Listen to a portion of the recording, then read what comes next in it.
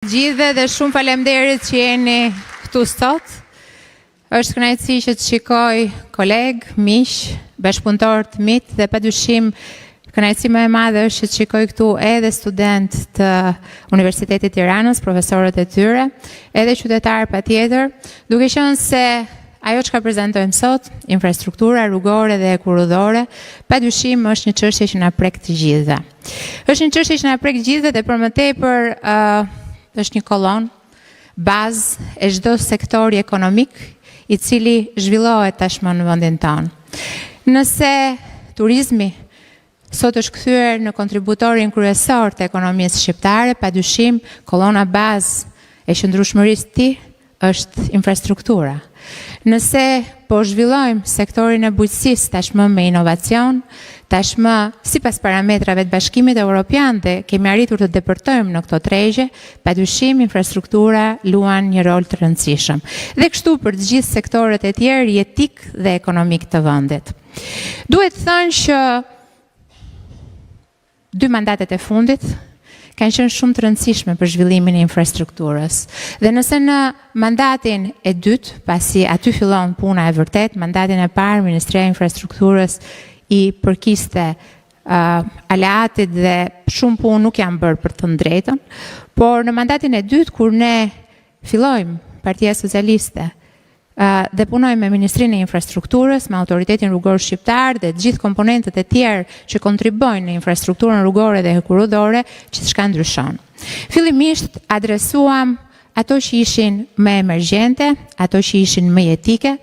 Filluam që të çonim përpara rrugët e lëna rrugëve, ashtu siç e kemi thënë gjithmonë, dhe për më tepër ato projekte që kishin më shumë se 10 vite që mbaheshin varur në përdollape, në përsirtar, të bëra pa studim, të tenderuara pa buxhet dhe për më tepër pa asnjë lloj plani zhvillimi teknik se si do të ndodhte. E thënë kjo, nis me njëherë një punë për të mitiguar gjithë këto problematika të cilat ishin të shumta, por që nga ana tjetër duhet thënë që u adresuan në mënyrën më të mirë, duke nisur nga bypassi i Fierit, apo bypassi i Vlorës, apo rrugë të tjera të cilat kishin ngelur pa përfunduar. Në ndërkohë, 5 vjeçari i fundit, ashtu si edhe më parë, ne vazhdojmë që të ndërtojmë rrugë të reja, duke arritur që tashmë të kemi rreth 1000 kilometra rrugë të ndërtuara në këtë 12 vjeçar, ose të rehabilituara. Por, nga ana tjetër, ajo që ka sot duhet thuhet, është që në mandatin e dytë, në 5 vjeçarin që ne po lëm pas, cilësia ka qenë pjesa më e rëndësishme e çka ne kemi bërë.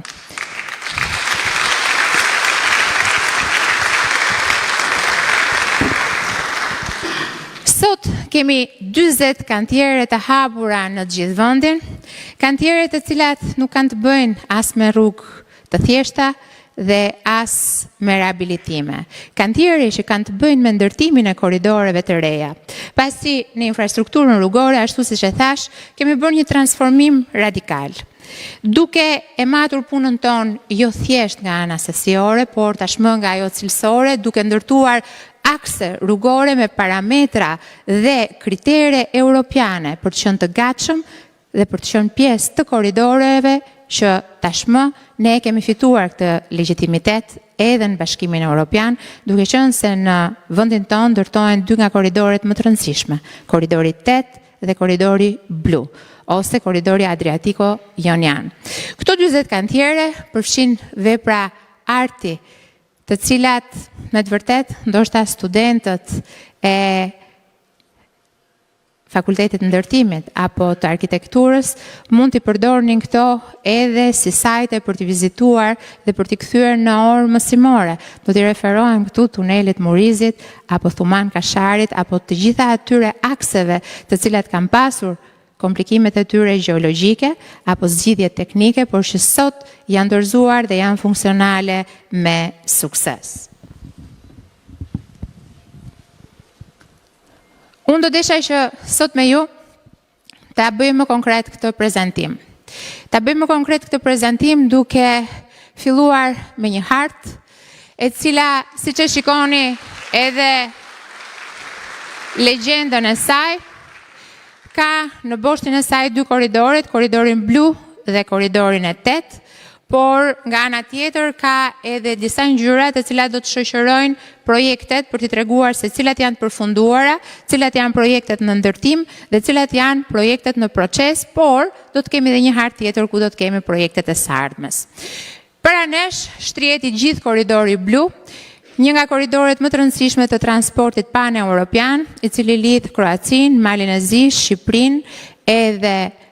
Greqinë, duke krijuar kështu një korridor të transportit të mallrave dhe të pasagjerëve, por nga ana tjetër duke u shoqëruar edhe me disa korridore të tjera, pasi korridoret rrugore gjithmonë krijojnë infrastrukturën edhe për korridoret energjetike, edhe për korridoret e gazit sigurisht.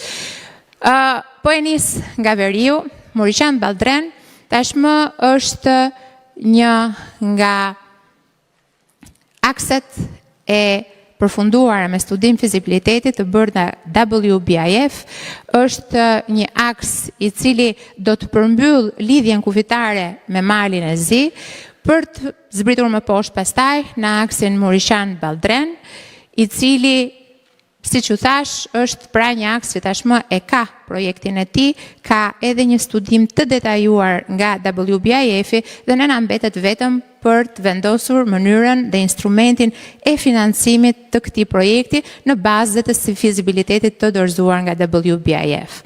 Gjithashtu, në këto momente, në 2-3 ditët në vazhdim, ne do të shpallim konsorciumin fitues për sa i përket Balltren Milot Balltrenit apo Balltren Milotit,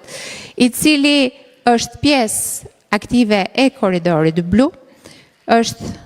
tashmë një garë e përfunduar, ka ndalë dhe fituesit, pritet që të përzgjidhet nga grupi përzgjedhës dhe më pas me njëherë në përfundim të afateve dhe të kohëve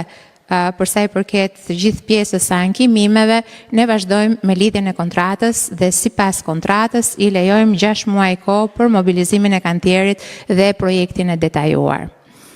Përsa i përket lotit Thuman Milot, ky është një projekt tashmë i përfunduar, është një kontratë e lidhur, jemi në afatin kohor të mobilizimit të kantierit dhe gjithashtu të krijimit të gjitha kushteve teknike dhe projektit të detajuar për të nisur me njëherë ndërtimin. E konsiderojmë në proces. Ndërkohë, Thuman Kashar është një segment i përfunduar, operativ nga 30 qershori i vitit 2024 dhe sot për të thënë të drejtën, tek përgatitesha për të ardhur këtu dhe për të bërë këtë prezantim, i hodha një sy shifrave të automjeteve që kanë kaluar nga 30 qershori dhe deri më sot. 6.5 milion automjete kanë përshkruar 21 kilometrat nga Thumana në Kashar dhe ana Sjelltas dhe dje kam qenë në Shkodër pa ndonjë sforco të madhe për 1 orë e 10 minuta nga Tirana në Shkodër, duke pasur parasysh facilitetin që krijon Thuman Kashari dhe imagjinoni se si do të jetë kur ne në harkun e 2-3 viteve të dorëzojmë edhe Thuman Milotin e më pas Milot Balltrenin. Në ndërkohë, për sa i përket gjurmës nga Kashari deri në Lekaj, kjo është një gjurmë që do të ndalesha pak. Nga Kashari deri në Lekaj, ne kemi një gjurmë plotësisht të re, një gjurmë të shkelur vetëm nga disa rrugë të ushtrisë kohë më përpara, është një gjurmë e cila lidhet me bypassin e Tiranës dhe më pas vazhdon në kodrat e 5 Helmsit të ndroqit për të dalë dhe për të lidhur në shtrat të Shkumbinit në Rogozhin në Lekaj. Duke krijuar kështu një rrugtim prej 33.5 kilometrash të kategorisë A, ashtu siç është korridori blu, dhe duke aksesuar me një shpejtësi prej 130 kilometrash në orë, këto 33 kilometra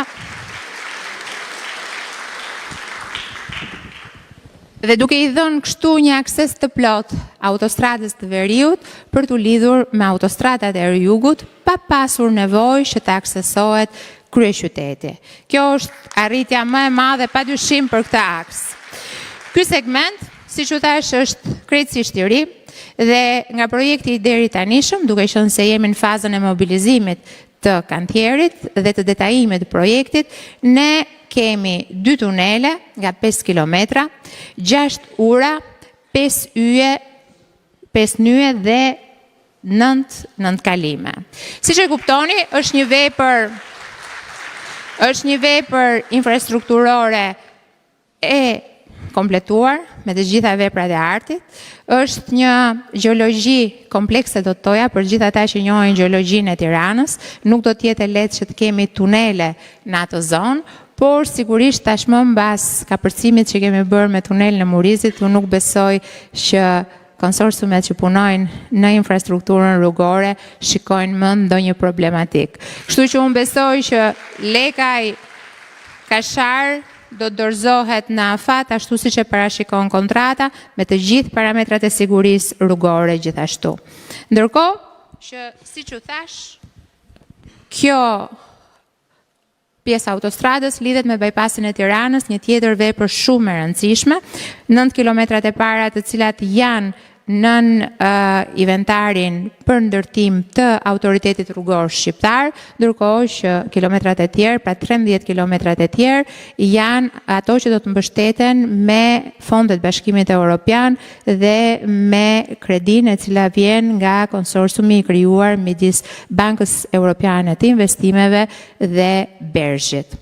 Gjithashtu, ne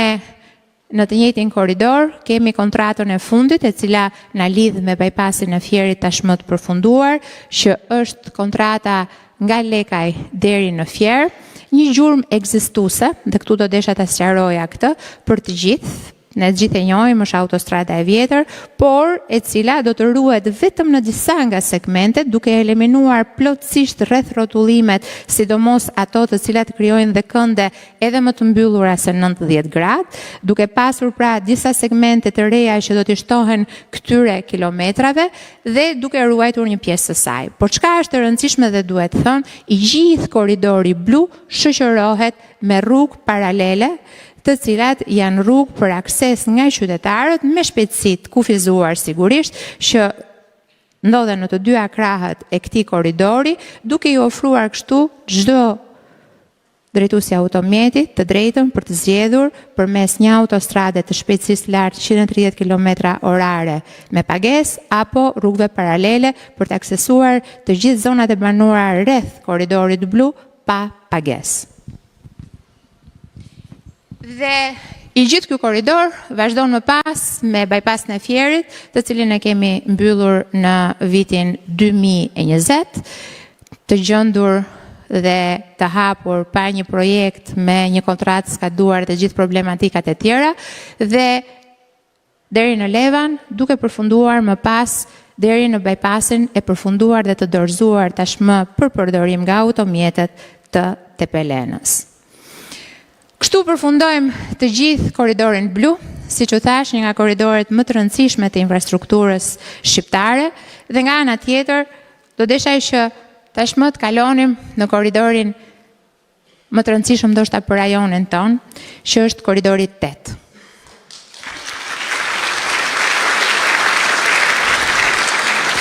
Korridori 8, i cili ka si qëllim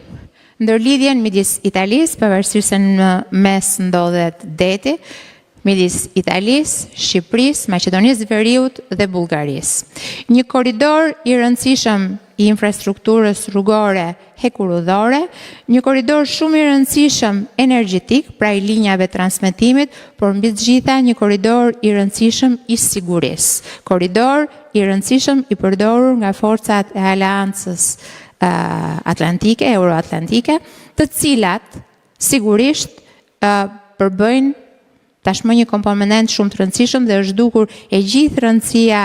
e këtij korridorit përdorur nga forcat e NATO-s gjatë periudhës së vitit 2022 në kohën e agresionit, kur agresioni rus pra nisi ndaj Ukrainës. E thënë kjo,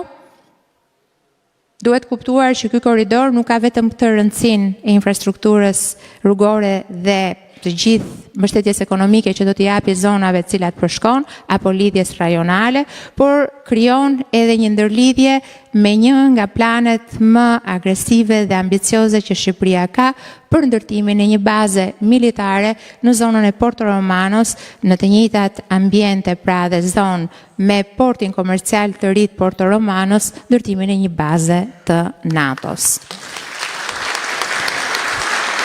Lekaj Elbasan është pjesa e parë e këtij korridori, e cila ndërtohet në këto momente, e ndarë në 2 faza. Jemi duke ndërtuar fazën e parë prej 19 kilometrash për shkak të gjeologjisë shumë të mirë, duke qenë se e gjithë kjo rrugë shtrihet në luginën e Shkumbinit dhe gjeologjia na ka favorizuar në këtë rast. Do të thoja që të gjitha kantierët që përshkojnë këtë segment janë në funksion të plot, ecet me shëndrueshmëri, pa problematika dhe nuk kemi probleme të paparashikueshme. Në ndërkohë që parashikohet që këto kantiere të dorëzohen në pranverën e vitit 2026, duke krijuar kështu bllokun e parë të 19 kilometrave, të cilat do të lidhin Elbasanin me Rogozhinën, pra me nyen e Rogozhinës. Edhe këtu, sigurisht parametrat janë të një autostrade të kategorisë A, me 130 km në orë shpejtësia e kësaj autostrade, dhe nga ana tjetër duhet thënë që do të lidhet me bypassin e Elbasanit, një nga veprat infrastrukturore më të rëndësishme, jo vetëm për infrastrukturën e përgjithshme, pra për inventarin e autoritetit rrugor shqiptar, por edhe për zhvillimin e një zone shumë të rëndësishme si Elbasani, por do ndalemi pas pak tek bypassi i Elbasanit. Shndrojmë tek korridori blu, tek korridori i 8, dhe në korridorin e 8, sigurisht, ne kemi nisur më përpara se faza nga Elbasani në Lekaj, kemi nisur ndërtimin e segmenteve nga Elbasani në drejtim të kufirit me Maqedoninë e Veriut. Jemi duke punuar aty në të gjitha segmentet e hapura tashmë, sigurisht që në atë zonë gjeologjia është shumë më sfiduese se në krahun tjetër, duke qenë se jemi duke ndërtuar edhe vepra arti të cilat kanë komplikacionet e tyre, siç është rasti i disa tuneleve, të cilat ne kemi në atë zonë, por gjithashtu ecuria është e mirë dhe duhet pasur parasysh që një pjesë e këtyre akseve tashmë janë dorëzuar. Punohet aktualisht në segmentin nga Elbasani deri në daljen me kufirin, pra siç u thash, kemi vendosur që dalja të jetë në Bushtric, është bërë një punë e përbashkët me autoritetin rrugor të Maqedonisë të Veriut, kemi gjetur pikën më të afërt për të bërë daljen e re, dhe këtu duhet ta them që nuk do të preket dalja nga Qaftana. Qaftana do të vazhdojë të jetë një pikë kufitare, por pika e re e Bushtricës ofron një dalje me shpejtësi më të madhe, e cila do të arrihet përmes një tuneli 6 kilometra që ndahet midis 2 vendeve, dhe sigurisht bën më të lehtë lëvizjen e automjeteve të tonazhit të rënd, duke pasur parasysh që ne kërkojmë që të lidhim portin e ri të Durrësit me Maqedoninë e Veriut dhe deri në portin e Varnës në Bullgari.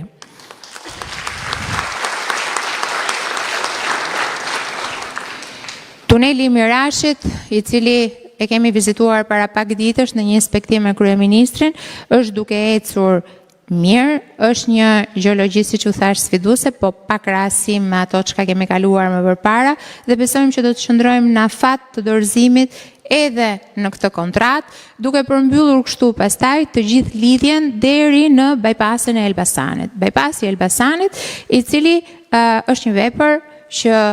e ka një projekt të detajuar, kemi nisur procesin e aplikimit për financim në bankat e huaja. Parashikohet që të jetë një projekt që ka një kosto rreth 250 milion euro dhe çka është më e rëndësishme përveç faktit që është nyja më e rëndësishme e korridorit të 8, pasi lidh nyjen e Rogozhinës me pjesën veriore të korridorit, nga ana tjetër krijon aksesin e autostradës nga Tirana në Elbasan, por mbi të gjitha do të krijojë dhe aksesin e plot në zonën ku do të ndërtohet automotoparku ose ndryshe pista e Formula 1-s, që do të jetë një tjetër nukël zhvillimore në Republikën e Shqipërisë për ta vendosur në një nivel tjetër, qoftë edhe në atë të automotosportit. Në ndërkohë, do desha të kaloja në disa projekte tjera, të cilat janë zhvilluar tashmë një pjesë e tyre, një pjesë janë në proces,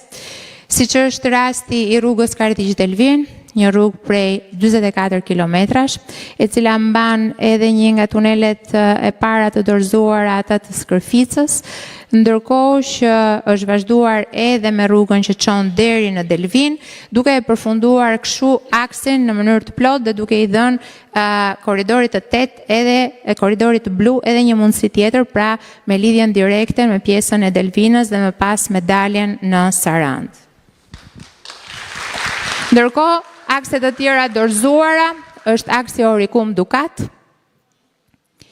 i cili tashmë është në funksion nga vera e vitit kaluar, një aks i cili lidh portin e jateve me urën e Shënelizës, duke krijuar kështu akses direkt në tunelin e përfunduar të Llogaras dhe duke shkurtuar kohën nga aeroporti i Vlorës, pasi ky është synimi kryesor, pavarësisht se përfitimet janë të ndryshme për të gjithë hoteleri turizmin e zonës, edhe atë malor madje që ka të bëjë me parkun e Llogaras, nga ana tjetër synimi kryesor është lidhja e tunelit të Llogaras me rrugë të drejt për drejt me aeroportin e Vlorës, duke shkurtuar kështu kohën në më pak se 45 minuta. Një nga kërkesat kryesore që kanë pasur të gjithë investitorët e huaj për të investuar në jug ka qenë koha midis aeroportit të Vlorës dhe vendit ku ata mund të ndërtojnë, që duhet të jetë më pak se 45 minuta, gjë që e ka ofruar e gjithë kjo kuror e infrastrukturës e ndërtuar në zonën përreth. Tuneli Llogaras, operativ gjatë vitit të kaluar, gjatë sezonit, ashtu siç e hapëm, tashmë totalisht i përfunduar me të gjithë komponentët e tij, edhe me tunelin e emergjencës, përpunon gjatë një dite normale 7.000 automjete në ditë, ndërkohë që gjatë fundjavës deri në 14.000 automjete në ditë, kjo sipas shifrave që kemi pasur vitin e kaluar, por duhet parë dhe si vjet unë besoj që do të ketë edhe shumë më shumë. Në ndërkohë, ne kemi dorëzuar gjithashtu aksin Palaz-Dërmi, një aks i cili ka facilituar të gjithë lëvizjen në zonën e parë të Rivierës pas tunelit Llogaras, duke krijuar një çlirim të trafikut dhe aksese të mirëfillta dhe të shpejta në të gjitha zonat e hotelerisë që janë ndërtuar tashmë. Në ndërkohë që kemi nisur nga puna në bashkëpunim dhe me kërkesë të Bashkisë Sarandës dhe duke marrë parasysh të gjithë problematikën e trafikut të rënduar dhe të mënyrës se si Saranda si qytet është projektuar, hyrjet e munguara dhe gjithçka tjetër, kemi vendosur që përmes një projekti të detajuar dhe shumë konkret ta zgjidhim duke krijuar një hyrje të re për Sarandën përmes bypassit dhe duke i krijuar kështu një frymarrje qytetit për shkak të gjithë trafikut të rënduar në kohë. Jemi në fazë të miratimit projektit zbatimit, është një projekt i buxhetuar, pra pantjeri hapet me një herë brenda vitit, besoj në 3 mujorin e fundit, duke marrë parasysh të gjithë procedurat. Bypassi i Sarandës do jetë 3.1 kilometra i gjatë.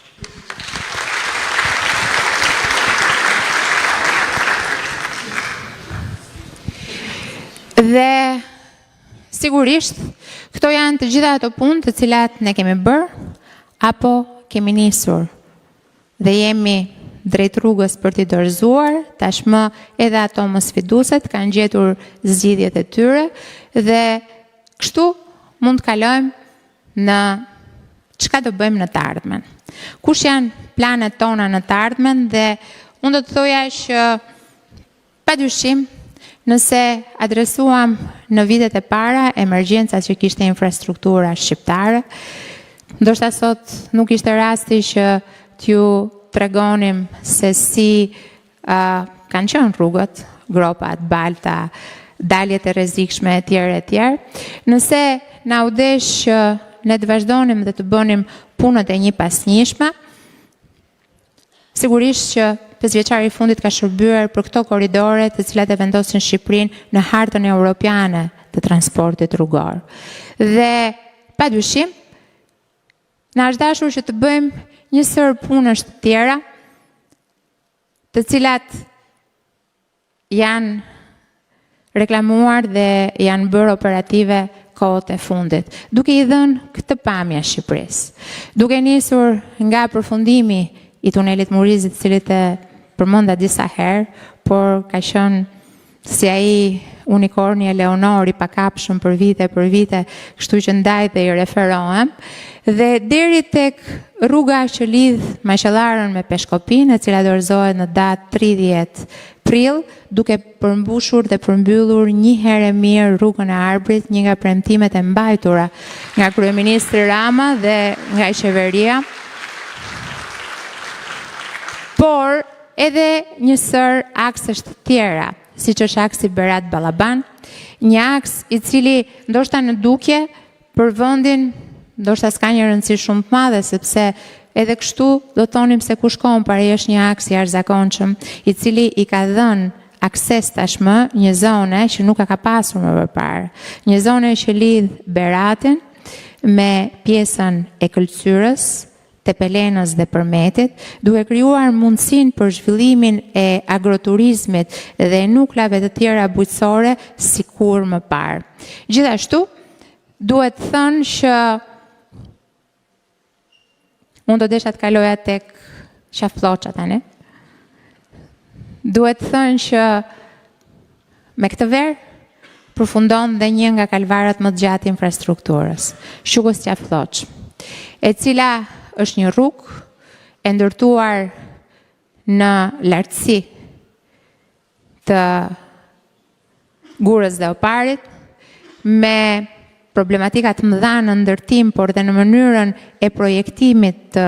asaj kohe, por që brenda verës të këtij viti do të jetë e dorëzuar dhe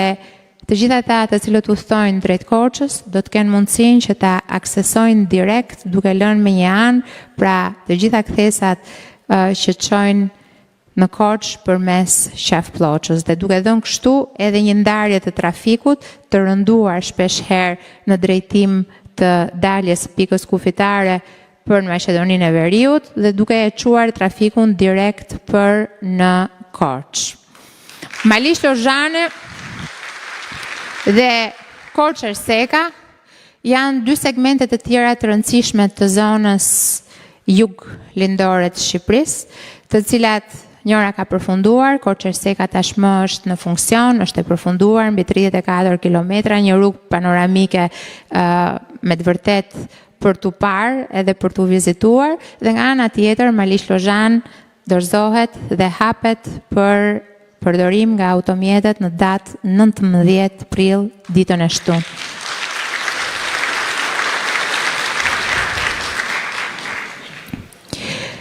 Sigurisht, të gjithë këto, siç u thash, përbëjnë një tablo të madhe tani, është rruga e Linit dhe shumë rrugë tjera, të cilat janë funksionale, do të dorëzohen apo ne do t'i dorëzojmë shumë shpejt. Unë do dëshiroja që tashmë të kaloja në pjesën tjetër të hartës.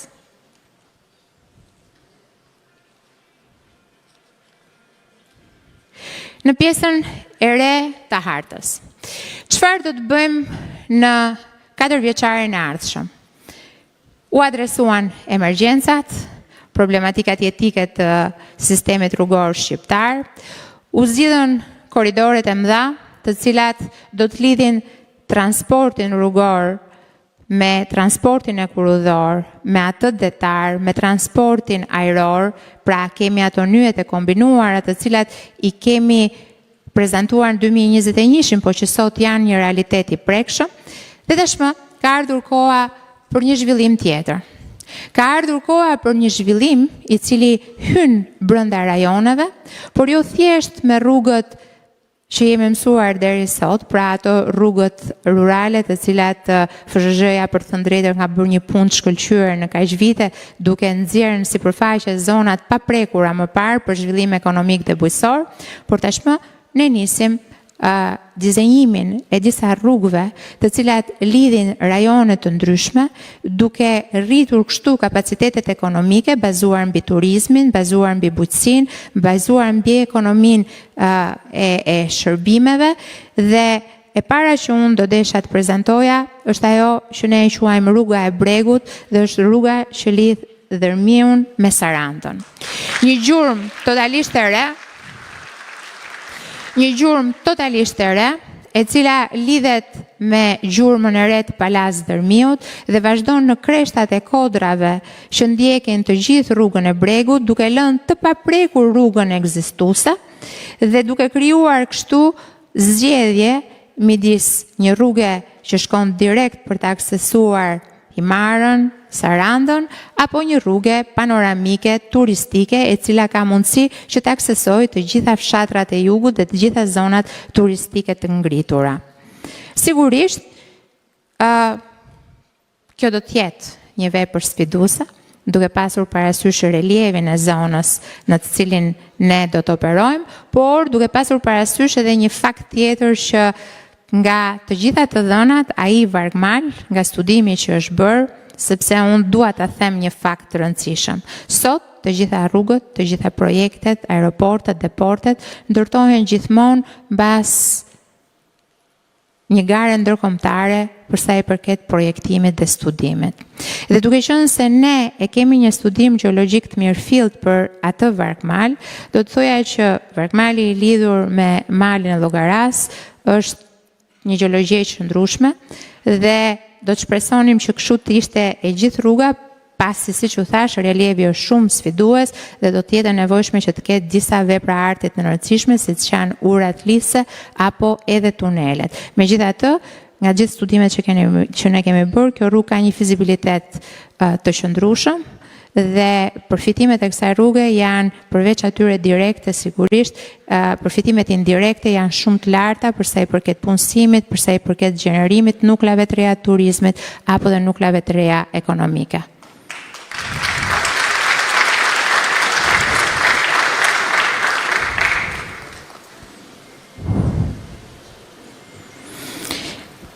Vazhdojmë me pjesën tjetër të prezantimit.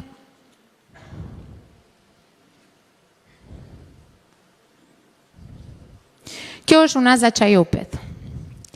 Unaza Çajupit, e cila është një rrugë tjetër panoramike, që lidh në mënyrën më poetike një pjesë të Zagorisë me Gjirokastrën, Libohovën dhe Çajupin, duke e kthyer të gjithë zonën në një zonë të vizitueshme, duke pasur parasysh thesaret që kemi në atë zonë, nga kishat apo sajtet antike të vendosura dhe deri tek qyteti i mbrojtur i Gjirokastrës nga UNESCO. E gjithë kjo unaz do të krijonte një zhvillim të ri ekonomik në këtë zonë, duke i dhënë kështu mundësi edhe lidhjes direkte që ka në pikën, pra në Gjirokastër, me Delvinën, por sigurisht edhe nga tuneli i Skërficës, direkt me Sarandën, dhe duke krijuar kështu një lidhje të shënsishme për pushimet që mund të nisin në Zagori dhe mund të përfundojnë në bregun e Jonit. Vazhdojmë.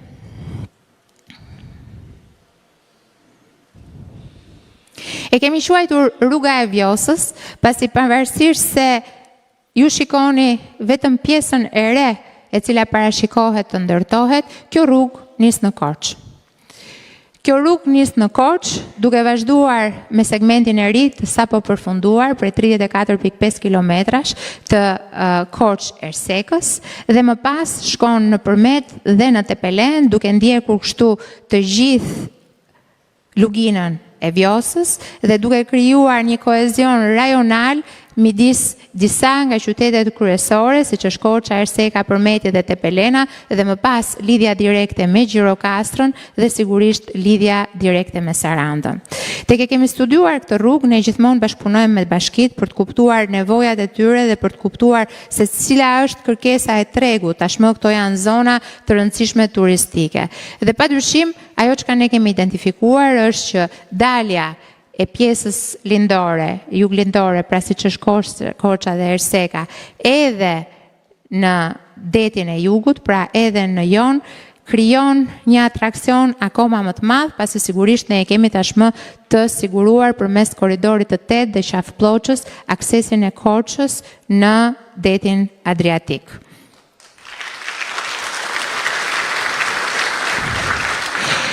Një nga pjesët interesante të cilat kemi studiuar dhe kemi punuar bashkë me bashkitë Skrapar, Berat dhe Gramsh, është dhe një pjesë e një ndërlidhje që krijohet midis këtyre 3 bashkive për të përshkuar të gjithë zonën malore të këtyre 3 zonave dhe për të krijuar kështu një nukël tjetër ekonomike e cila duke u lidhur më pas në Elbasan dhe duke u lidhur me Berat Ballabanin krijon dhe një lidhje direkte me Tepelenën, duke krijuar kështu në të gjithë zonën, pra nga Shqipëria e Mesme dhe deri në jug, duke krijuar aksese të plota në zona të paprekura deri më sot. Zona të cilat pavarësisht se mund të kenë qenë dhe 20 kilometra larg njëra tjetrës, kanë qenë të aksesueshme me distanca orare. Siç është dhe rasti, siç shikojmë sot rrugën e Arbrit, e cila për ato 100 e pak kilometra u deshën 6 orë që nga Peshkopia të vjen në Tiranë dhe ndërkohë sot shkohet për 1 orë e 15 minuta me njëherë pas dorëzimit edhe të Maqellar Peshkopis.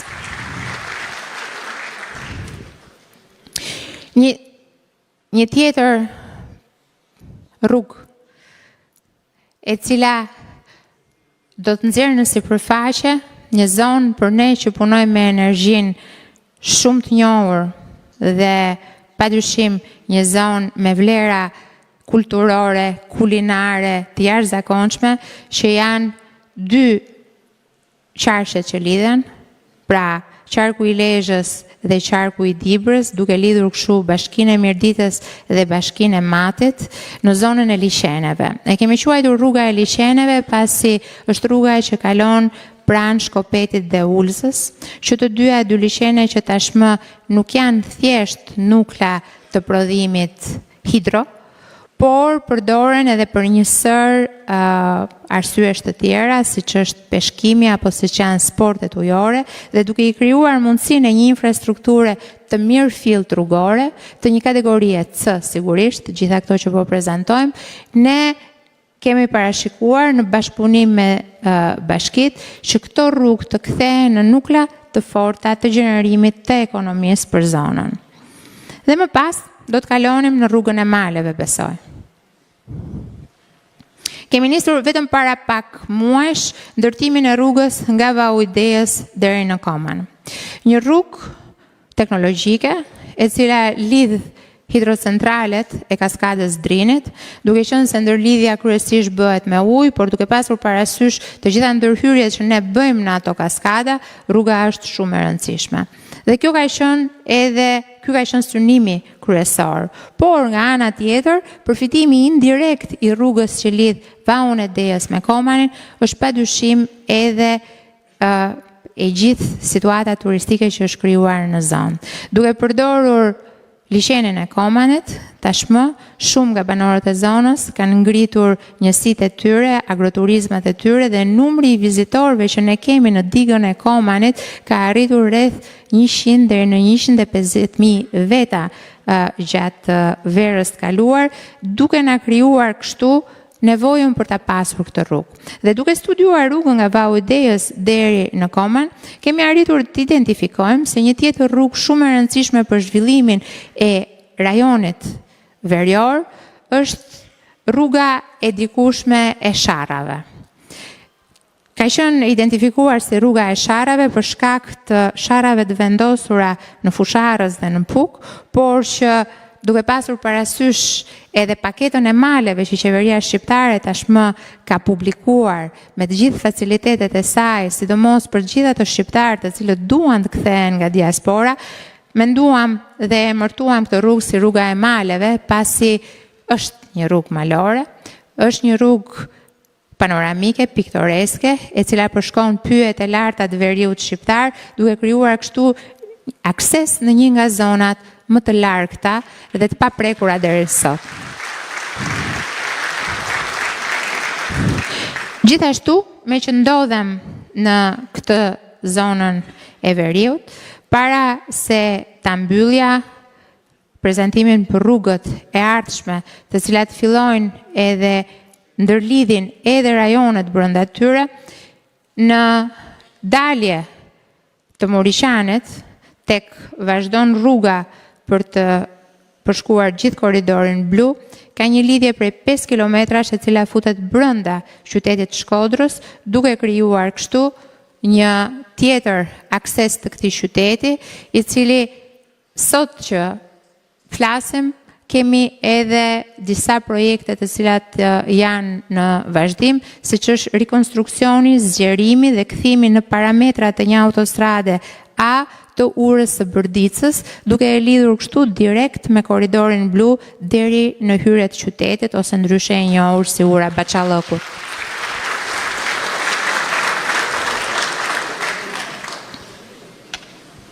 Ashtë. Të gjitha këto rrugë janë ndërtuar dhe po ndërtohen, apo të gjitha ato të cilat ne planifikojmë të ndërtojmë, për shkak të numrit të automjeteve, i cili sot është rritur me 162%. Në vitin 2013, në Shqipëri ne kishim 426.000 automjete, ndërkohë që sot kemi 960.000 automjete, të cilat qarkullojnë në rrugët e Shqipërisë. Duke pasur këtu parasysh ato automjete të cilat janë stok i regjistruar në regjistrin shqiptar të DPSHTR-s, dhe duke lënë me një anë të gjitha automjete të cilat futen si automjete të vizitorëve. Gjithashtu, duhet pasur parasysh që përveç faktit që janë ndërtuar rrugë, të rrugë ofrojnë padyshim edhe uljen e aksidenteve përmes rritjes së kapaciteteve të sigurisë rrugore. Synimi kryesor në fazën e projektimit është që të gjitha këto rrugë të jenë rrugë të sigurta, me eliminimin e pikave të errta apo pikave të zeza, siç ne i quajmë, duke krijuar kështu mundësi për lëvizje më të shpejtë dhe lëvizje më të sigurt, si të mallrave ashtu edhe të pasagjerëve. Dhe numri i aksidenteve në Republikën e Shqipërisë krahasimisht me vitin 2013, pavarësisht se kemi më shumë kilometra rrugë, pavarësisht se kemi shpejtësi shumë më të lartë në rrugët shqiptare, është ulur me 11%. Ndërkohë që shifra më e rëndësishme të cilën duhet ta themi dhe nënvizojmë është indeksi i vdekshmërisë. Është ulur me 72%. Pra sot aksidentet kur ndodhin për shkak të rritjes së sigurisë rrugore, ne e kemi shumë më të ulët indeksin e humbjes së jetës të pasagjerit apo të drejtuesit të automjetit.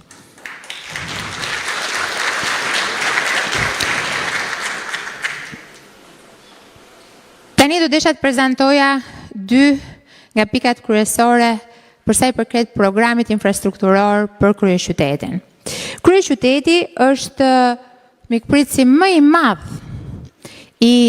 lëvizjes të automjeteve. Sigurisht, autostradat janë shtuar, sigurisht, çdo pjesë e vendit tashmë është e aksesueshme, në 4 vitet e ardhshme edhe rajonet të cilat nuk kanë qenë të aksesueshme deri sot do të jenë ashtu siç prezantuam, por keni parasysh që i gjithë ky volum vjen dhe ngarkon kryeqytetin, duke qenë se kryeqyteti është kthyer në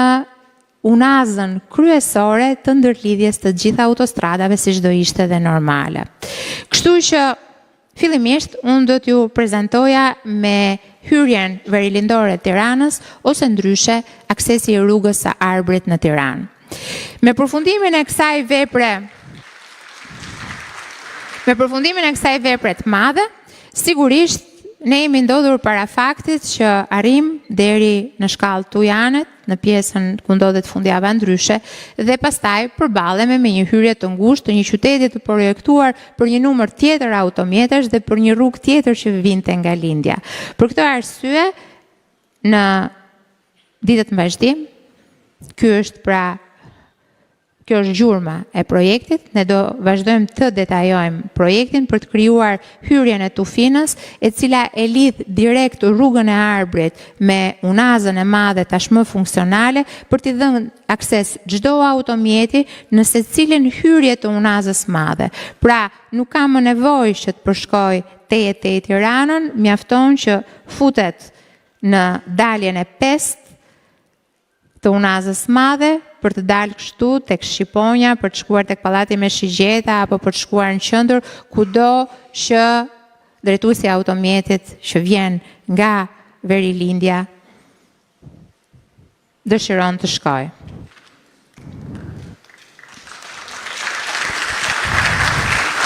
Dhe kjo është hyrja e veriut të Tiranës. Hyrja e veriut të Tiranës që me ndërtimin e Thuman Kasharit ne tani kemi 3 pika hyrje në Tiranë. Kemi hyrjen nga Kamza, kemi hyrjen nga rruga e Rinasit dhe hyrjen nga Thuman Kashari, duke lënë më pas pjesën e rrugës vjetër të Vorës, duke qenë se ajo tashmë ka distancë nga kryeqyteti. Duke pasur parasysh edhe ngarkesën që krijohet nga aeroporti, duke pasur parasysh se volumet tashmë që sjell Thuman Kashari janë shumë më të mëdha se volumet ekzistuese deri pak më parë, sigurisht na ka lindur nevoja për të bërë një analizë të thellë të situatës për ndërlidhjen e veriut për hyrjen në Tiranë. Kështu që kemi vendosur që të ndërtojmë këtë aks hyrës, i cili pikat janë vendosur në hartë, se si vim nga veriu dhe ku lidhemi, pra lidhemi në trupin e unazës re, por që në përfundim të videos, me qënë se unaza e re është sapo e përfunduar, pra unaza e madhe e Tiranës, nuk arrin që të shfaqet në Google Map, se si duket ne kemi filluar të ndërtojmë rrugë më shpejt se sa aftësia e Google-it për t'i pasqyruar ato. Tu jemi në një tunel prej 700 metra linearësh që ndërtohet në kodër kuqe për të krijuar akses të plot dhe të shpejt dhe për të mos prekur zonën e banuar, duke qenë se intensiteti në atë zonë është shumë i lartë, dhe për të vazhduar dhe për të ndjekur gjurmën deri tek 5 Maj, dhe këtu praktikisht duket sikur është kantier, por nuk është më kantier, është unaza e madhe e Tiranës e ndërtuar dhe plotësisht e aksesueshme.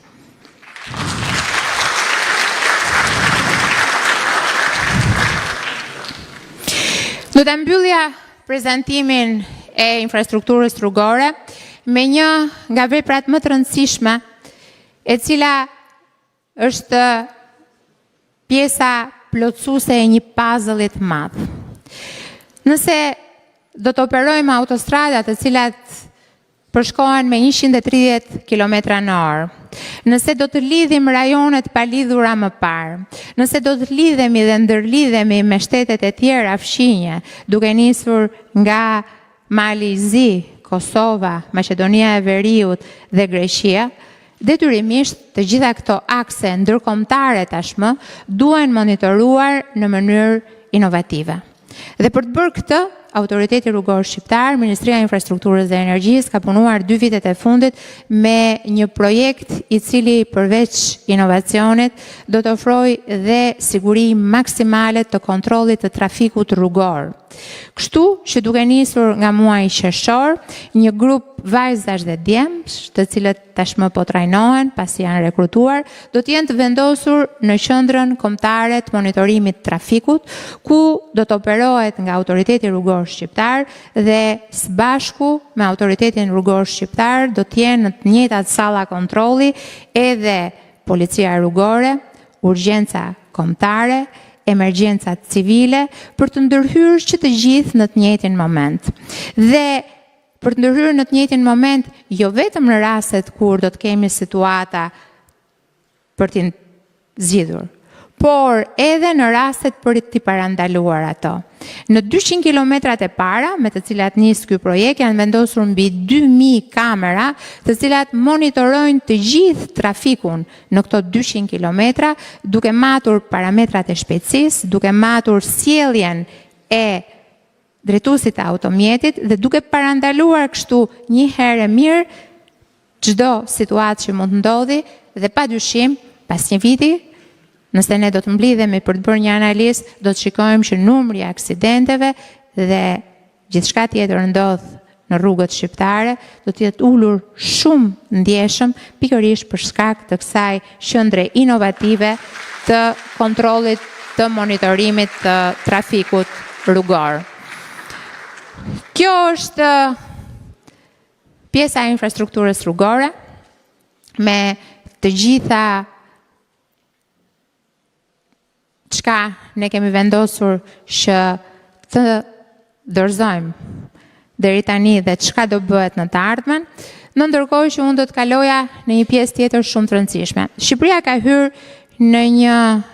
kapitull të ri të zhvillimit, qoftë ekonomik dhe qoftë social. Nëse sot ne flasim me gojën plot për hapin që Shqipëria po hedh drejt Europës, nëse Shqipëria e 2030-s nuk është më një ëndër, por është një projekt për t'u vënë në jetë, sigurisht ne duhet që të operojmë me të njëjtat instrumenta, ashtu siç operon çdo shtet evropian. E thon kjo, duhet që t'i rikthehemi një herë një historiku të gjatë që Shqipëria ka pasur me hekurudhat. Në vendin ton, ne kemi trashëguar 420 kilometra hekurudh, të ndërtuara nga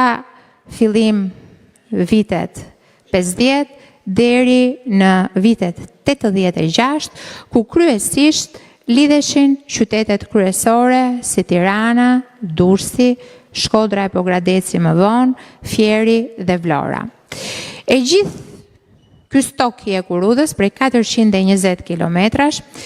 është përdorur shumë në vitet e monizmit, por jo më pas. Unë shpeshherë them që mbas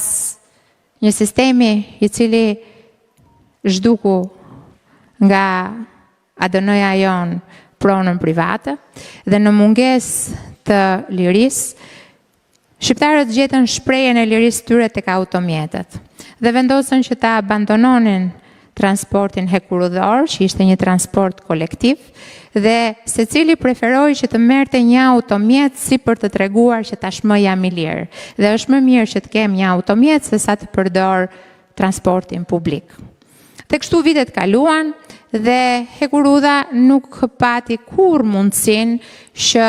të investoj, të rikonstruktohej, apo që të shërbente ashtu si shërbente dikur. Megjithatë, që në fillim të mandatit parë, qeveria Rama e vuri si synim rehabilitimin e hekurudhave dhe padyshim edhe ndërtimin e veprave të reja hekurudhore. Por për t'ju thënë të vërtetën, dua ta ndaj këtu me ju, e themi shpesh, kemi kaluar një kalvar të gjatë të këtij procesi, pasi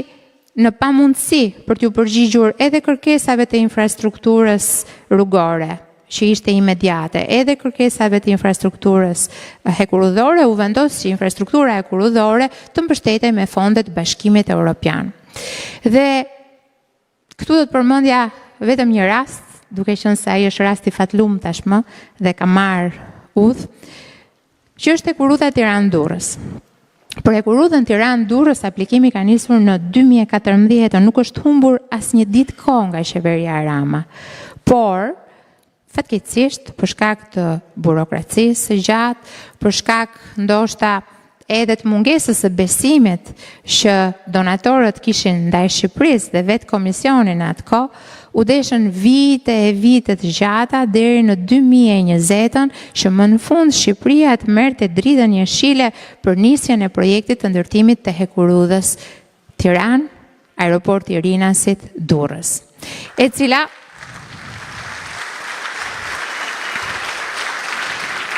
e cila sot sigurisht ndodhet në një fazë të përparuar, mbi 75% e këtij projekti tashmë është i përfunduar. Ne parashikojmë që në fund të vitit 2025 të kemi të dorëzuar këtë Ekurudhë, por sigurisht më pas fillon plotësimi i komponentëve, siç është ndërtimi i 10 stacioneve që do të ketë nga Durrësi në Rinas dhe më pas nga Rinasi në Tiranë, apo dhe elektrifikimi e Ekurudhës. Duhet thënë që të gjitha projektet ekurudhore që tashmë ne kemi janë projekte ekurudhore të elektrifikuara, duke pasur parasysh që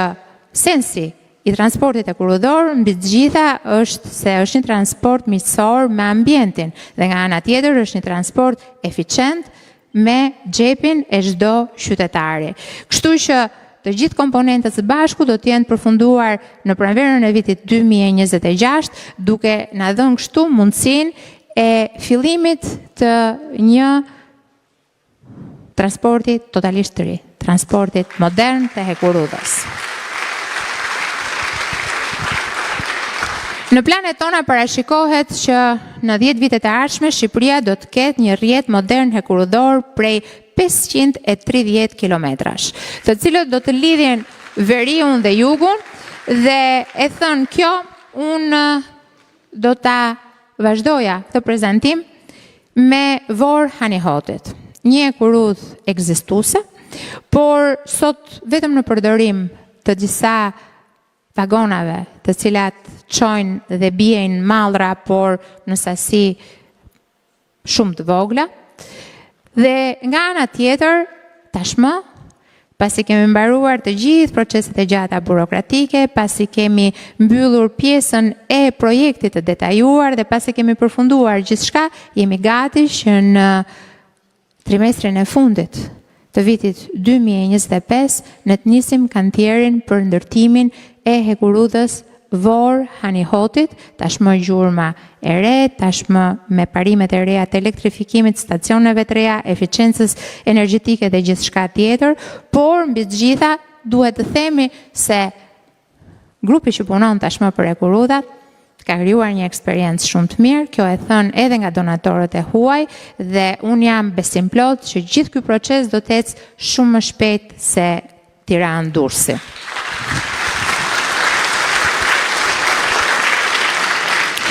Në ndërkohë, vetëm para pak ditësh, ne kemi marrë lajmin e mirë dhe kemi firmosur këtu në Tiranë, në pranit kryeministrit, edhe të zëvendës presidentes Kaja Kallas të Komisionit Evropian, marrëveshjen për financimin e segmentit të parë të korridorit 8, duke kompletuar kështu korridorin e 8 ashtu siç u thash, se është një korridor i cili përmbush kushtet e transportit rrugor, ekurudhor, transportit energjetik edhe atij të sigurisë militare, pra. Kështu që rehabilitimi i Durrës-Rogozhinës është segmenti i parë i korridorit të 8, gjastësia është 34 kilometra dhe punimet për këtë fillojnë në tremujorin e parë, pra në janar të vitit 2026 hapet një kantier tjetër në Republikën e Shqipërisë, pas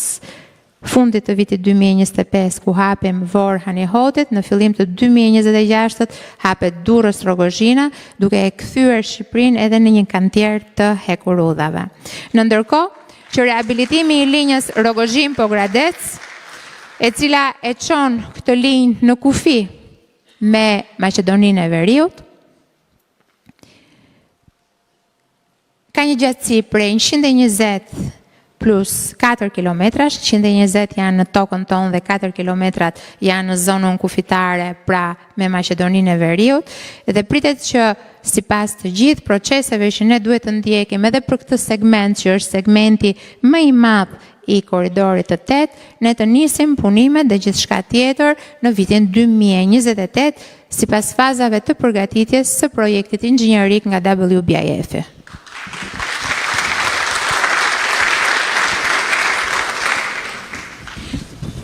Tashmë, ka lindur një nevojë imediate edhe për hekurudhat e brendshme.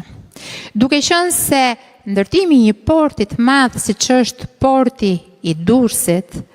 i riu, pra porti i Porto Romanos, nuk mund të kuptohet pa një hekurudh. Një port i kapaciteteve të tilla është e nevojshme dhe domosdoshme ndërtimi i një hekurudhe, dhe që ne ta lidhim portin e Porto Romanos me hekurudhën Tiranë-Durrës dhe më pas me hekurudhën Durrës-Rogozhin për ta futur atë në korridorin e 8 dhe për të dërguar këto mallra në Maqedoninë e Veriut apo në Bullgari, do na duhet që të krijojmë edhe këtë pjesë të brendshme hekurudhore, e cila lidh Sukth Porto Romano me një gjatësi prej 11 kilometrash dhe është projekti detajuar në fazë prokurimi, i cili bashkangjitet projektit madh të portit Porto Romanos duke kompletuar totalisht këtë nyje infrastrukturore. Gjithashtu, e njëjta situatë na ndodh edhe në jug të vendit. Tashmë, pas pak ditësh ne do të kemi fluturimin e parë në aeroportin e Vlorës, në javën e parë të majit. Megjithatë, portet dhe aeroportet do të kenë programin e tyre prezantues, kështu që unë do të merrem me hekurudha tani për të thënë që nuk mund ndërtosh një aeroport i cili është disa kilometra larg qytetit dhe ta lësh të ndërlidhet vetëm me rrugë automobilistike. Është e pamundur në ditët e sotme. Ne kemi vesh për dëgjuar dhe jemi shumë të vëmendshëm në kërkesat që kanë turistët, që ka tregu. Dhe një nga kërkesat kryesore që ka çdo turist që vjen në Shqipëri është transporti publik. Transporti publik sidomos nga destinacioni kur ata zbresin dhe arrin në aeroportet tona. Ndaj, ashtu si që Rinasi do të ketë trenin që do ta çojnë në Tiranë apo do ta çojnë në Durrës, edhe aeroporti i Vlorës do të jetë i lidhur me një shinë hekurudhore, e cila do ta çojë në qytetin e Vlorës, pra do të jetë via Vlorë dhe do të jetë një segment i gjatë 5 kilometra, tren i shpejtësisë, i cili do të çojë dhe do të sjellë pasagjerët nga aeroporti i Vlorës, duke krijuar kështu dy segmente të brendshme, të palidhura me korridoret dhe të palidhura me financimin e WBIF-it.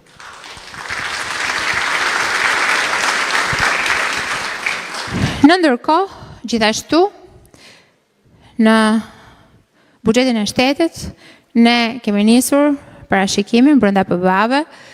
të linjës hekurudhore Rogozhin-Vlorë. Linja hekurudhore Rogozhin-Vlorë është një linjë ekzistuese, e cila duhet rehabilituar, kthyer në parametrat europian, padyshim sipas të gjithë parametrat të elektrifikimit të stacioneve të sigurisë hekurudhore, duke bërë kështu një ndërlidhje të veriut, duke nisur nga Hanihotit pra dhe deri në qytetin e Vlorës. Nga ana tjetër, vetëm dje, ne kemi prezantuar në bashkëpunim me qeverinë e Kosovës një nga projektet më ambicioze dhe më të dashura, do thoja unë, për shqiptarët. Hekurudhën Kuqezi. Hekurudha Kuqezi, e cila pas një studimi të gjatë që u realizuar përmes një tenderi ndërkombëtar, një konsorcium austriak arriti dhe solli në tryezën tonë 3 variante, duke sugjeruar si variantin më të prekshëm nga ana e qëndrueshmërisë ekonomike, por nga ana tjetër edhe i një sensi të demografisë për sa i përket zonave, variantin i cili kjo hekurudh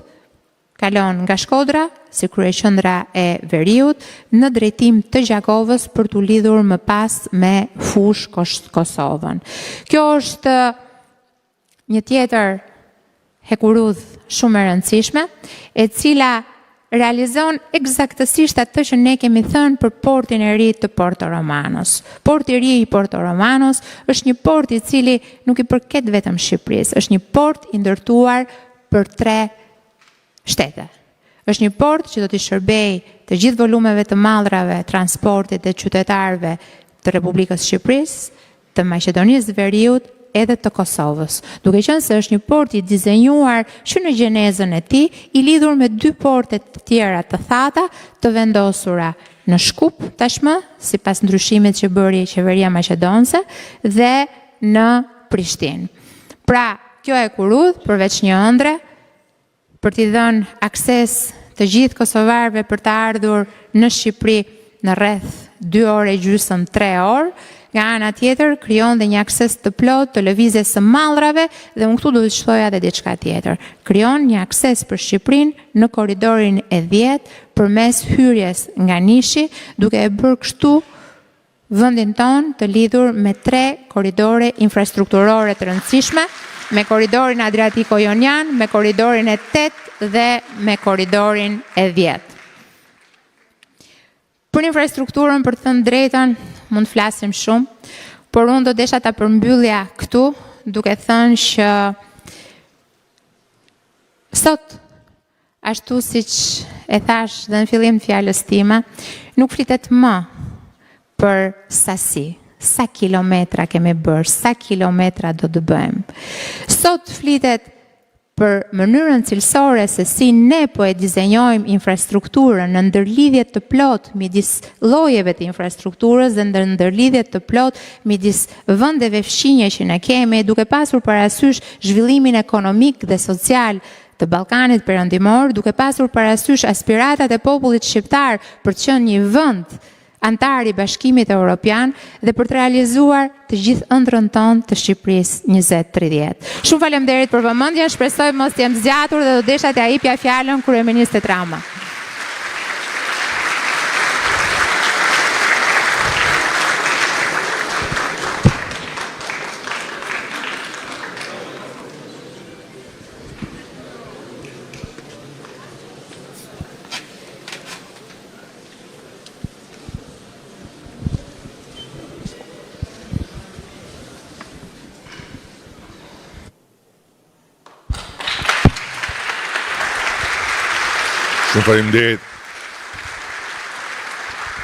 Shumë faleminderit mirëmbrëma, edhe jam i bindur që tani jeni duke thënë mbasi Bela foli kaq shkurt, sa shkurt do flasë ky tjetri. Po ju siguroj që do flas më shkurt se sa Bela. Dua t'i kthehem gjithë prezantimit për ta parë nga një kënd tjetër që më duket i rëndësishëm për të ndarë me ju dhe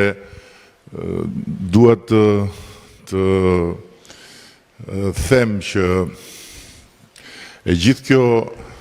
infrastrukturë nuk ka nevojë për shumë detaje, po mjafton gjithë pamja e rrugëve. E gjithë kjo infrastrukturë që ne kemi projektuar dhe ndërtuar dhe do të vazhdojmë ndërtojmë, është një infrastrukturë e standardeve europiane që nuk ekzistonte. Dhe në pamje të parë, 12 vjet duken shumë për gjërat që njerëzit presin edhe për gjërat që duhen bërë. Por keni parasysh që norma mesatare ose më saktë minimale e ndërtimit të infrastrukturës në Europë, dhe nuk flas për vendet vogla, flas për Gjermaninë, flas për Francën, flas për Britaninë e Madhe, flas për fuqitë e mëdha të Europës në ndërtimin e infrastrukturës është 7 deri në 9 vjet. Ka projekte të cilat janë bërë të njohura për faktin se kanë marrë edhe 25 e 30 vjet. Por dihet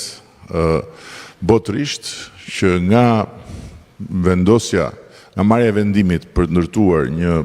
copë infrastrukture tek përgatitja e gjithë fazave për të angazhuar pastaj forcat për një projekt, tek përfundimi i projektit, nëse gjithçka shkon më së miri, dhe normalisht në ato vende gjithçka shkon më së miri, se ata mos e harroni nuk kanë probleme buxheti, është 4 vjet. Dhe pastaj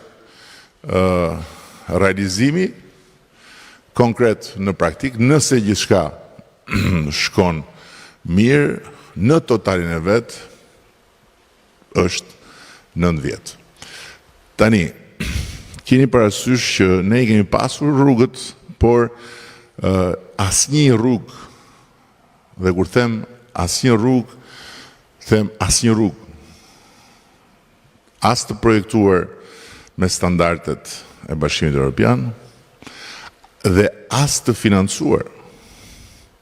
Duket si absurde,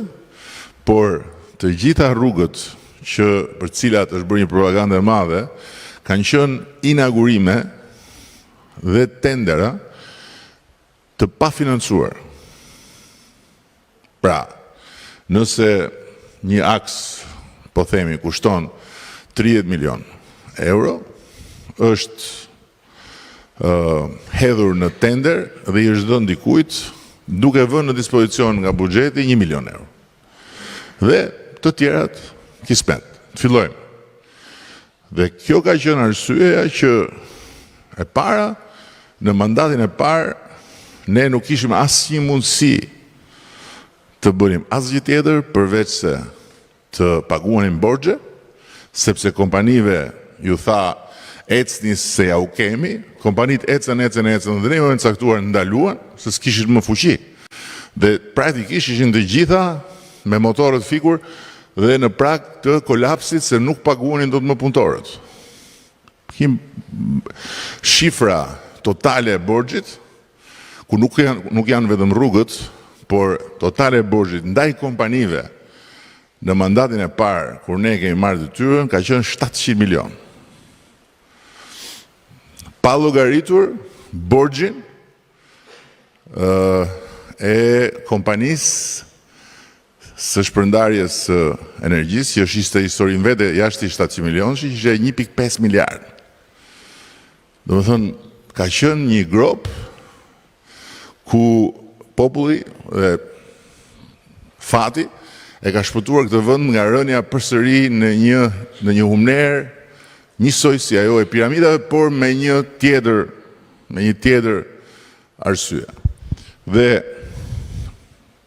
përveç pagimit të gjithë atyre borxheve, ne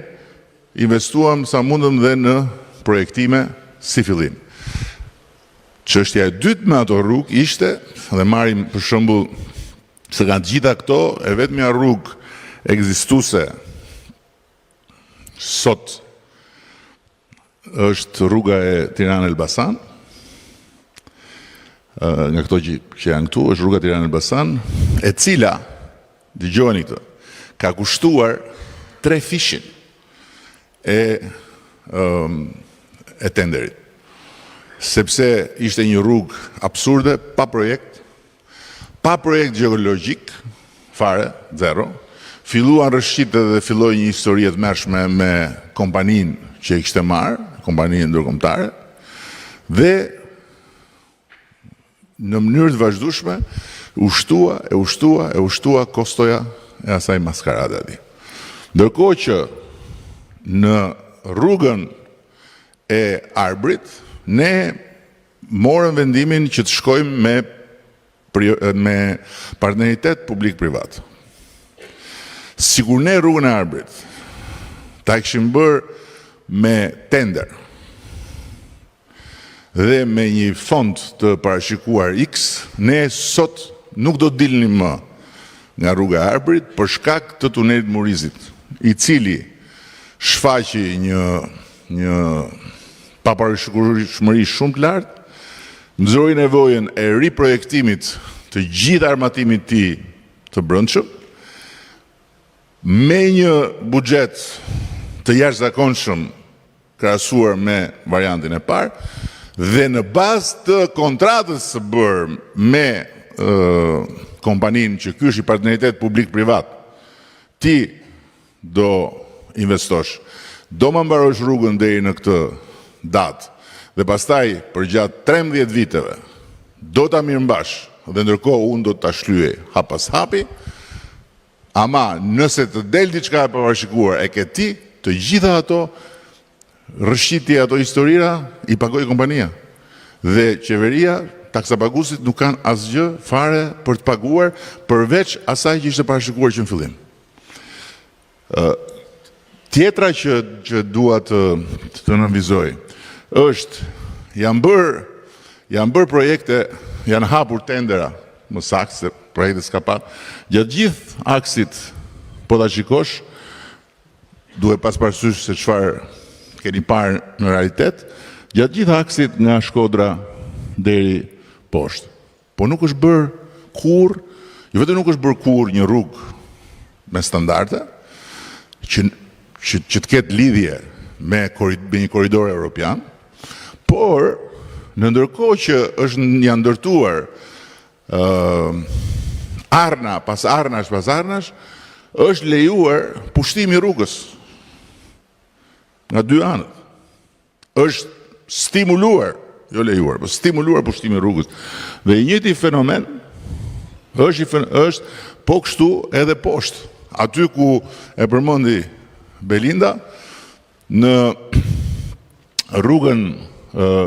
që shkon poshtë drejt Fierit, të Ren, ne do të duhet t'i shmangemi në disa herë dhe në mënyrë të konsiderueshme aksit ekzistues, i cili u pretendua se po ndërtoi për të qenë autostradë. Ajo s'është autostradë. Ajo është një rrugë rreziqesh. Kështu është katandisur. Për shkak se projektuar keq dhe vendosur në mes dhe lënë që të popullohet me lloj-lloj godinash. Kështu që tani me këto projekte ne do kemi 2 autostrada të kategorisë A, që janë 2 autostrada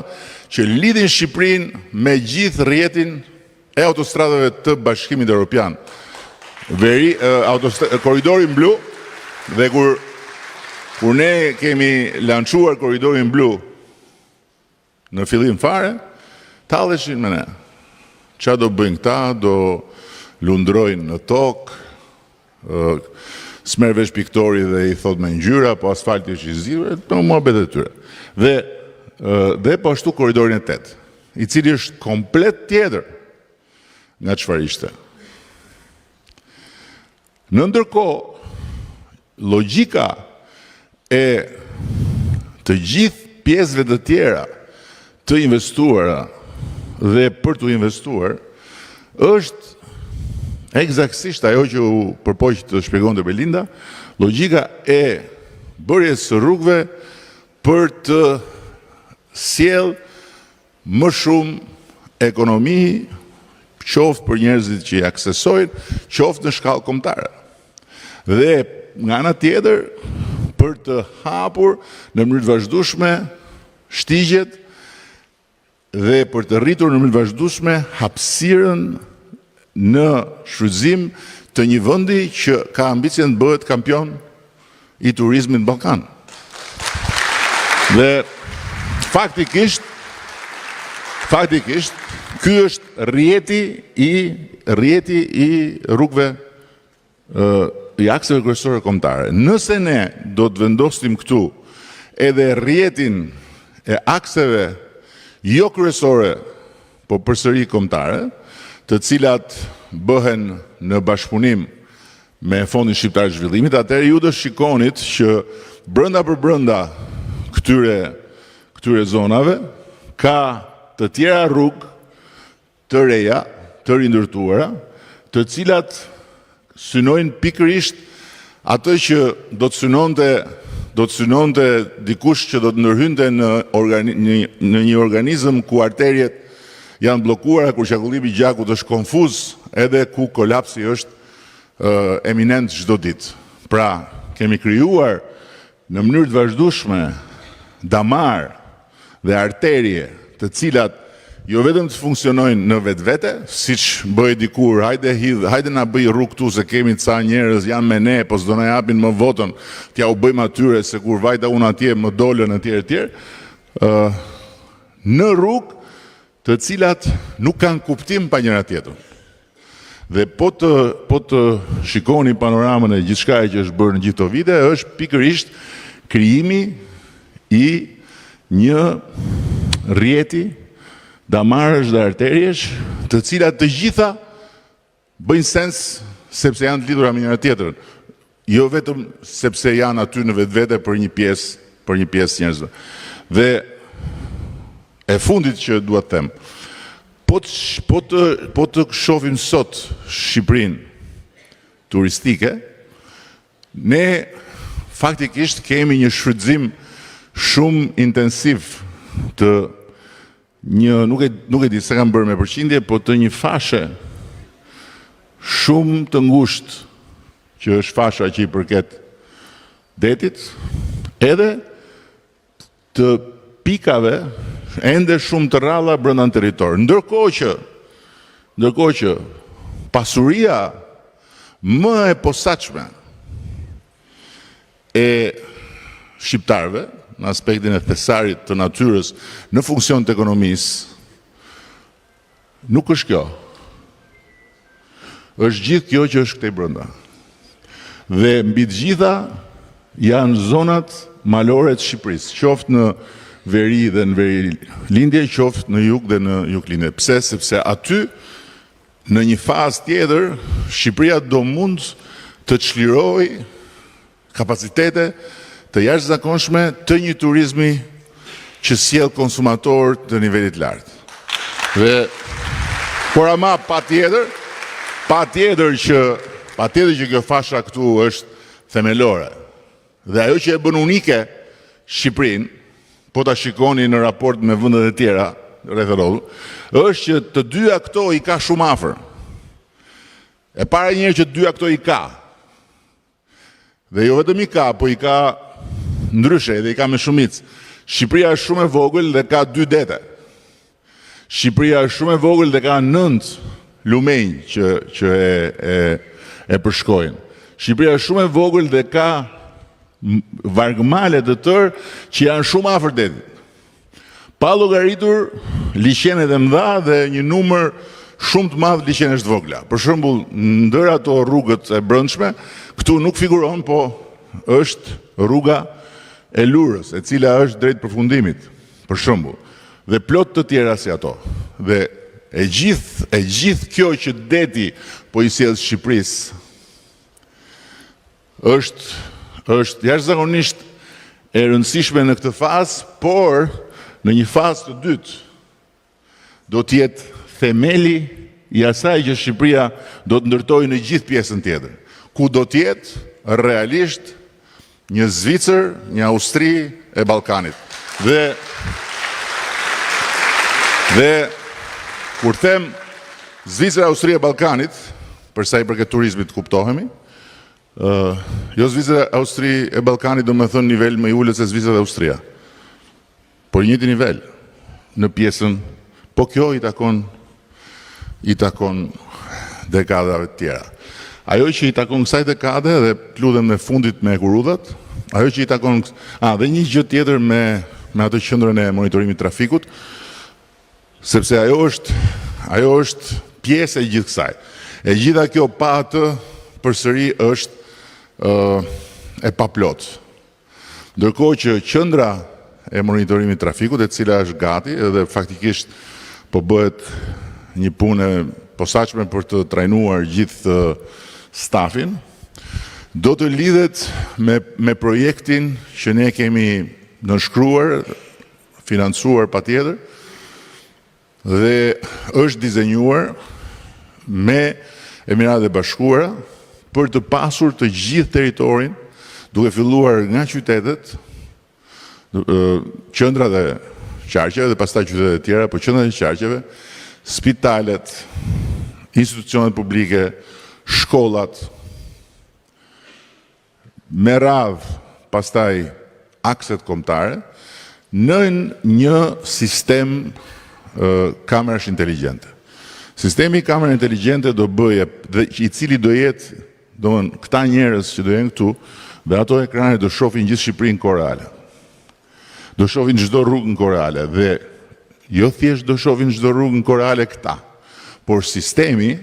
është i tillë që në mënyrë të menjëhershme do sinjalizoj këtu për një rritje shpejtësie. Një rritje shpejtësie në një pikë caktuar të Republikës së Shqipërisë, aty ku janë kamerat, në akset kombëtare, sinjalizohet këtu. Pra nuk do ketë më policë në rrugë, më fare. Punojësit e policisë do jenë të organizuar në një mënyrë tjetër që të jenë të gatshëm nëse është nevoja që ata të shkojnë atje kur ka diçka që duhet të jetë policia, po jo të rinë atje edhe të dalin e thonë ndalo pak e të filloj ajo.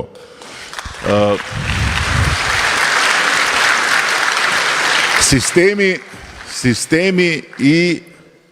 i kontrollit në kohë reale të shpejtësisë do bëj që jo vetëm nga njëra anë gjobat të jenë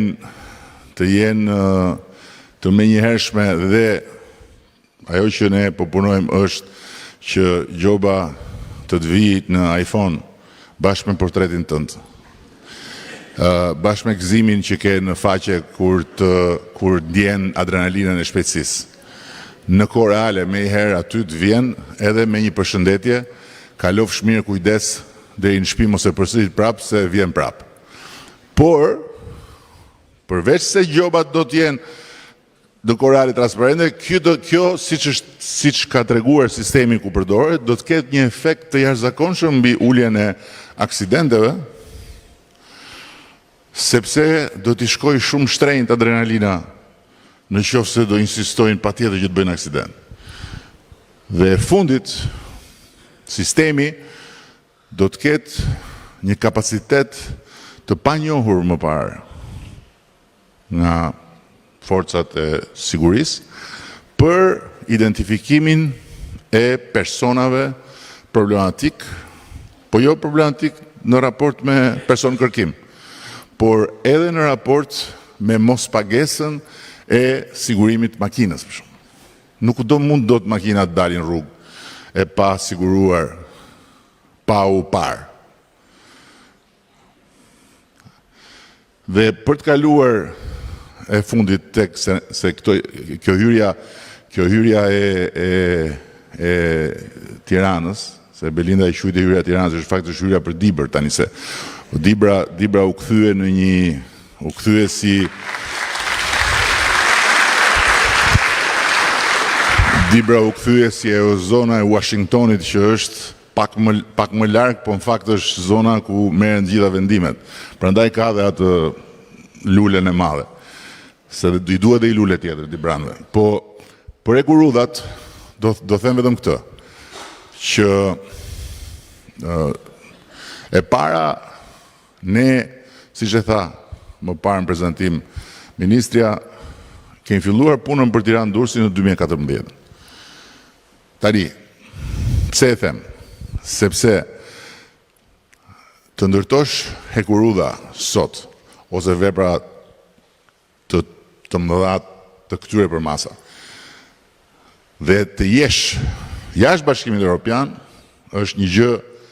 heroike. Heroike.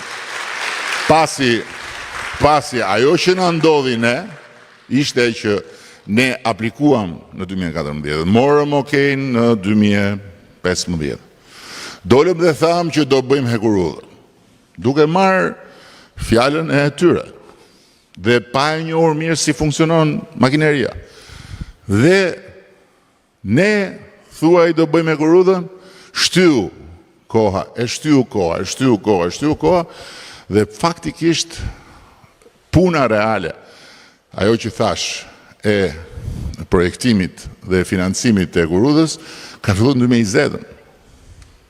që t'jemi të qartë. Pra e përfundimit projektit dhe financimit. Dhe ndërkohë, për të gjitha Ekurudhat e tjera, ne jemi sot në një proces më të avancuar pikërisht sepse kemi hyrë më thellë me rrugën e antarësimit në Bashkimin Evropian dhe jemi përfituesit deri tani kryesor nga plani i ri i rritjes i Bashkimit Evropian sepse kemi bërë të gjitha detyrat që kemi marrë përsipër. Ama dhe mbylla, nëse shqiptarët duan që të gjitha këto Ekurudha dhe veprat të tjera të nevojshme, por edhe financime shumë më të konsiderueshme për ato nuklet ekonomike, të ndodhin më shpejt se sa kapacitetet tona të brendshme, duhet kuptojnë që këto mund të ndodhin më shpejt vetëm duke bërë antar të Bashkimit Evropian, sepse aty ndryshon komplet logjika. Për të gjitha këto vepra, ne kemi marrë ose financime ose angazhime për financim nga instrumenti i WBIF-it, që është fondi i investimeve të Ballkanit Perëndimor, që mbështetet nga Bashkimi Evropian, por që është 90% kredi. Pra, Bashkimi Evropian na ka ndihmuar ne për këto.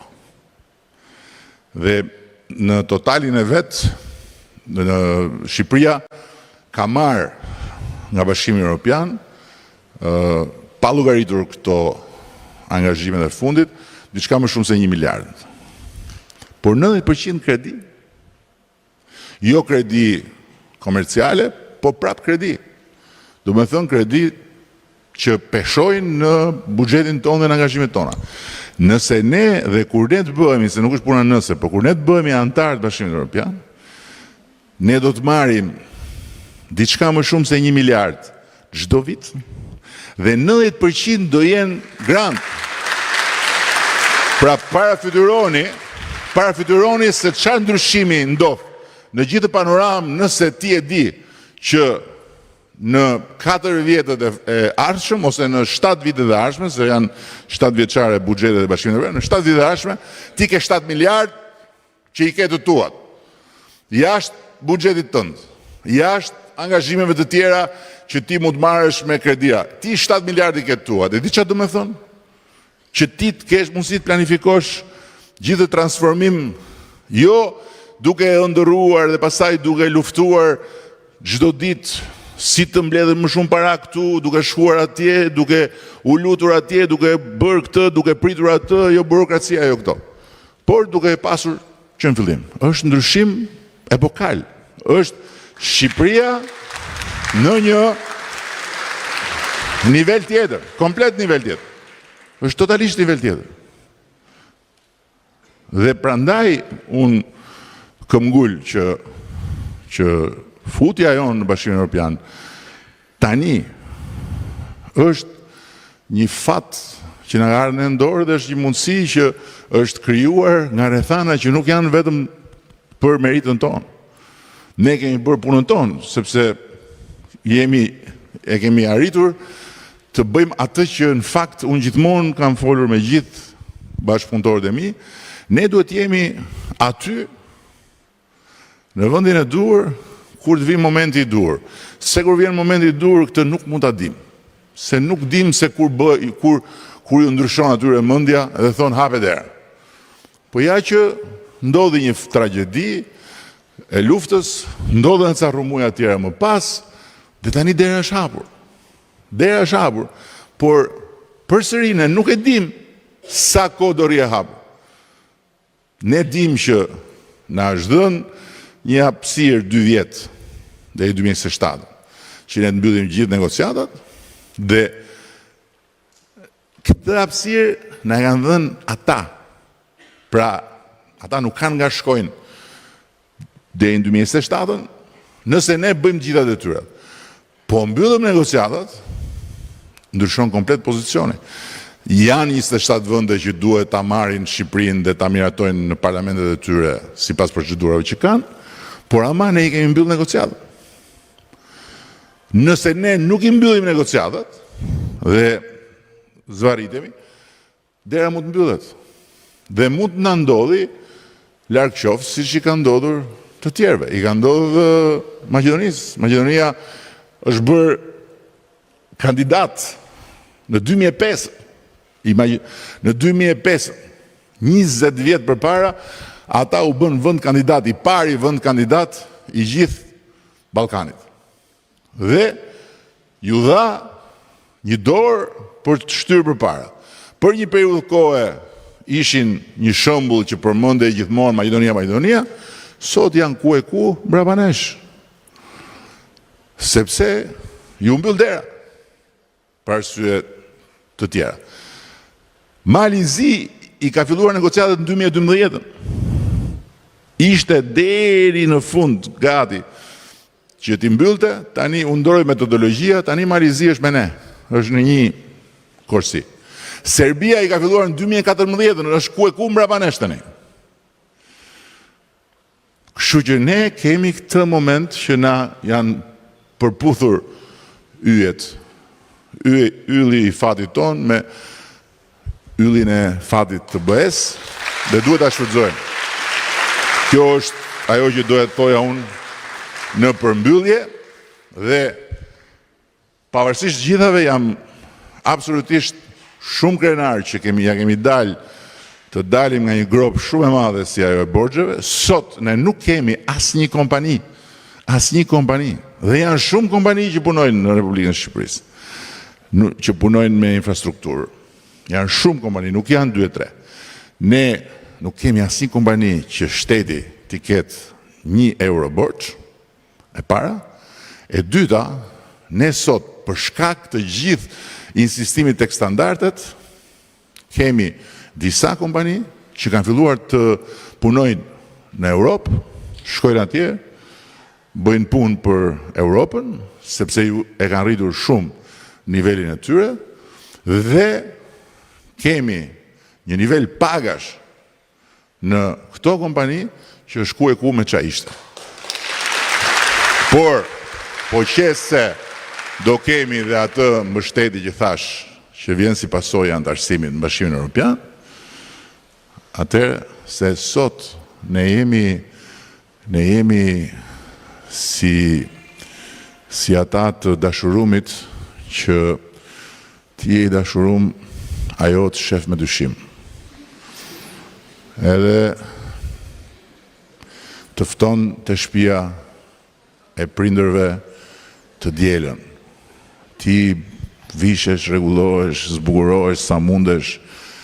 shkon atje, përpiqesh si dhe shmirë etj. Pastaj del dhe rri pret dielën tjetër.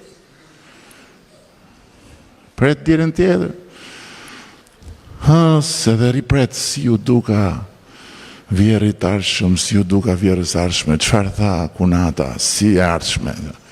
është të merjo. Dhe natyrisht, ata janë familje e pasur. Ajo ka një familje të pasur. Ti je dinjitos, po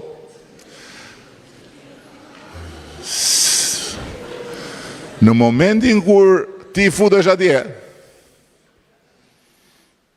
edhe të thot vjeri me vjerën, do marrësh drejtimin e kësaj pjesët kompanisë tonë.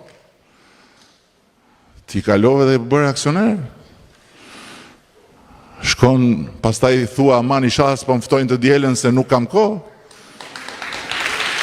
Apo jo.